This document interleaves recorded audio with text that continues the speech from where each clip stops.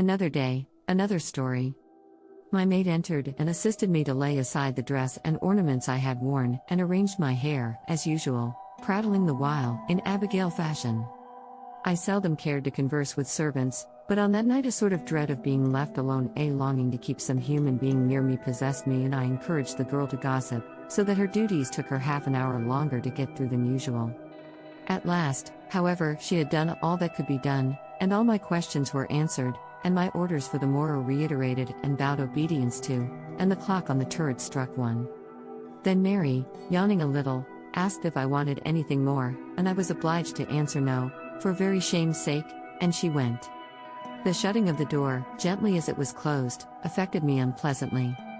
I took a dislike to the curtains, the tapestry, the dingy pictures, everything. I hated the room. I felt the temptation to put on a cloak, run, half-dressed, to my sister's chamber and say I had changed my mind and come for shelter. But they must be asleep, I thought, and I could not be so unkind as to wake them. I said my prayers with unusual earnestness and a heavy heart. I extinguished the candles, and was just about to lay my head on my pillow, when the idea seized me that I would fasten the door. The candles were extinguished, but the firelight was amply sufficient to guide me. I gained the door. There was a lock, but it was rusty or hampered. My utmost strength could not turn the key. The bolt was broken and worthless. Balked of my intention, I consoled myself by remembering that I had never had need of fastenings yet, and returned to my bed. I lay awake for a good while, watching the red glow of the burning coals in the grate. I was quiet now, and more composed. Even the light gossip of the maid, full of petty human cares and joys, had done me good, diverted my thoughts from brooding. I was on the point of dropping asleep, when I was twice disturbed. Once, by an owl, hooting in the ivy outside, no unaccustomed sound, but harsh and melancholy. Once, by a long and mournful howling set up by the mastiff, chained in the yard beyond the wing I occupied. A long-drawn, lugubrious howling was this latter, and much such a note, as the vulgar declared, a herald of death in the family. This was a fancy I had never shared, but yet I could not help feeling that the dog's mournful moans were sad and expressive of terror, not at all like his fierce, honest bark of anger, but rather as if something evil and unwanted were abroad. But soon I fell asleep. How long I slept I never knew. I awoke at once with that abrupt start which we all know well, and which carries us in a second from utter unconsciousness to the full use of our faculties. The fire was still burning, but was very low, and half the room or more was in deep shadow.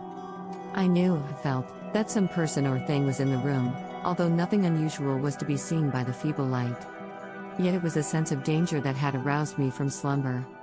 I experienced, while yet asleep, the chill and shock of sudden alarm, and I knew, even in the act of throwing off sleep like a mantle, why I awoke, and that some intruder was present. Yet, though I listened intently, no sound was audible, except the faint murmur of the fire, the dropping of a cinder from the bars, the loud, irregular beatings of my own heart.